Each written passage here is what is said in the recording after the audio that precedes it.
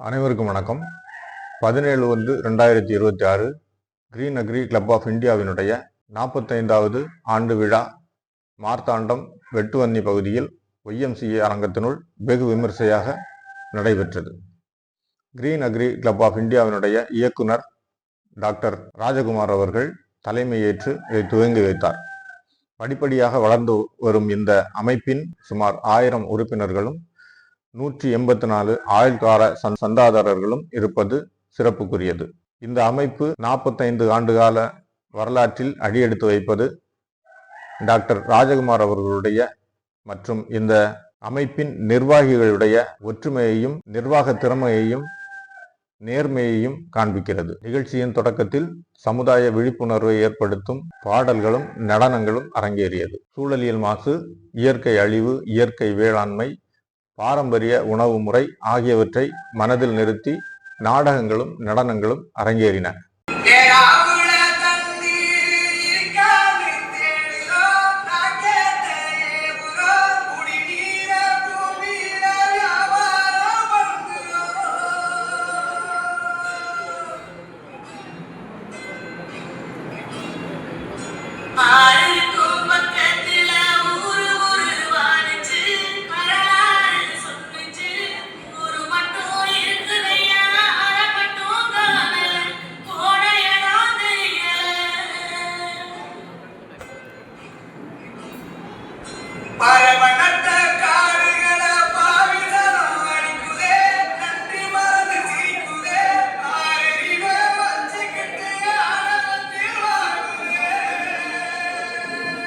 பின்னர் agri chairman doctor ராஜகுமார் அவர்கள் குத்து விளக்கேற்றி துவங்கி வைத்தார்.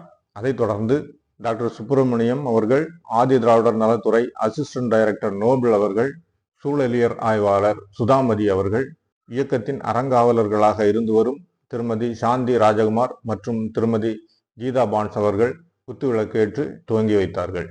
சூழலியல் மற்றும் இயற்கை வளம் சார்ந்த சிந்தனைகளோடு டாக்டர் ராஜகுமார் அவர்கள் பேசினார்கள். அவர்கள் பேசிய தங்க புதையல் சிறுகதை அனைவரையும் சிந்திக்க வைப்பதாக இருந்தது.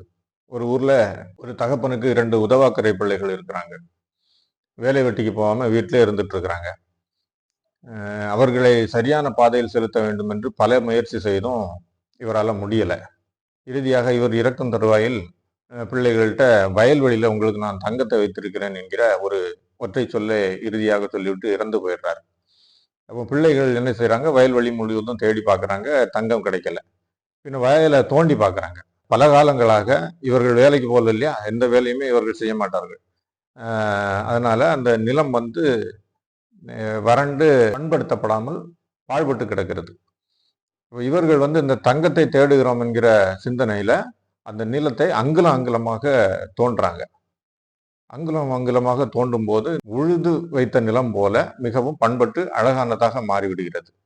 எங்க தேடி பார்த்தாலும் இவங்களுக்கு தங்கம் கிடைக்கல. பின்ன இவர்கள் பார்க்கும்போது சில காலத்துல அந்த நிலத்தில் இருந்த மரங்கள், செடிகள் இவர்கள் உழுது வைத்ததன் பயனாக அது ஒரு நல்ல விளைச்சலை கொடுக்குது.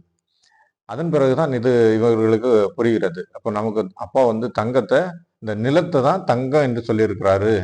அப்போ இந்த நிலத்தை நம்ம எவ்வளவு பாதுகாக்கிறோமோ அவ்வளவு நமக்கு வாழ்வாதாரமும் வாழ்வும் நல்லபடியாக அமையும் அப்படிங்கிறத புரிந்து கொள்றாங்க. இறுதியாக விவசாயம் செய்யும் இந்த மண், இந்த நிலம் நமக்கு மிகவும் தங்கத்தை விட மேலானது என்கிற ஒரு சிந்தனையில் அந்த கதையை டாக்டர் ராஜகுமார் அவர்கள் நிறைவு செய்கிறார்கள். ஆனால் அவர்கள் சொல்லாமலேயே நாம் உணர்ந்து கொண்டது நேரமும் அது போன்ற பொன் போன்றதுதான் என்பதை. அவர்கள் கடைபிடித்த நேர கட்டுப்பாடு நம்ம ஆச்சரியத்தில் ஆழ்த்தியது. சரியாக 10 மணிக்கு காலையில் தொடங்கக்கூடிய கூட்டம் அவர்கள் திட்டமிட்டபடி மதியம் 1:15க்கு சரியாக நிறைவு செய்கிறார்கள். இடையிடையே நேர கட்டுப்பாடை குறித்து எல்லோரும் பேசவும் செய்கிறார். கரெக்டா அந்த நேரத்துல இது முடியணும், இந்த நேரத்துல இது முடியணும், இப்படி அறிவுறுத்துறது இந்த நேரத்தை அவர்கள் எவ்வளவு துல்லியமாக கடைபிடிக்கிறார்கள் என்பதை நமக்கு அறிவுறுத்துகிறது. சிறப்பாக இந்த மாநாட்டில் 9 தீர்மானங்கள் முன்மொழியப்பட்டது. முக்கியமாக பள்ளி பிள்ளைகளுக்கு வேளாண் கல்வி மற்றும் வேளாண்மை குறித்த முக்கியத்துவத்தை உணர்த்த வேண்டும். அதற்காக போட்டிகள் நடத்தப்பட வேண்டும், அவர்களுக்கு பரிசுகள் கொடுக்கப்பட வேண்டும், விருதுகள் வழங்கப்பட வேண்டும். என்கிற தீர்மானம் முக்கியமானதாக பார்க்கப்பட்டது. மேலும் விவசாய பணியில் இறந்து போகும் விவசாயிகளுக்கு 10 லட்சம் ரூபாய் இழப்பீடாகவும் 60 வயதுக்கு மேற்பட்ட விவசாயிகளுக்கு மாதாந்திர ஓய்வூதிய திட்டத்தையும் அமல்படுத்த வேண்டும் என்றும் அந்த தீர்மானத்தில் குறிப்பிடப்பட்டிருப்பவை மிக முக்கியமான தீர்மானங்கள். சூழலியல் ஆய்வாளர் சுதாமதி அவர்கள் மரபு சார்ந்த வேளாண்மை குறித்து பேசினார். நமது பாரம்பரிய உணவு முறைகளைத்தான் நாம் அதிகம் பின்பற்ற வேண்டும். கலப்பினம் செய்யப்பட்ட உணவுகள் நமக்கு தீங்கு விளைவிக்கும் என்பதை அவர் சில உதாரணங்கள் மூலம் பேசினார். இன்னும் பயனுள்ள பல விடயங்கள் பலராலும் பேசப்பட்டது. இறுதியாக அக்ரி சேர்மேன் ராஜகுமார் அவர்கள் அனைவருக்கும் விருது வழங்கினார்கள். வேளாண் தலைவர் விஜயகுமார் அவர்களுக்கு விருது வழங்கப்பட்டது. இலக்கிய சுடர் பரம்பு ரவி அவர்களுக்கு விருது வழங்கப்பட்டது. கிராமத்து விஞ்ஞானி மரியபோல் அவர்களுக்கு விருது வழங்கப்பட்டது.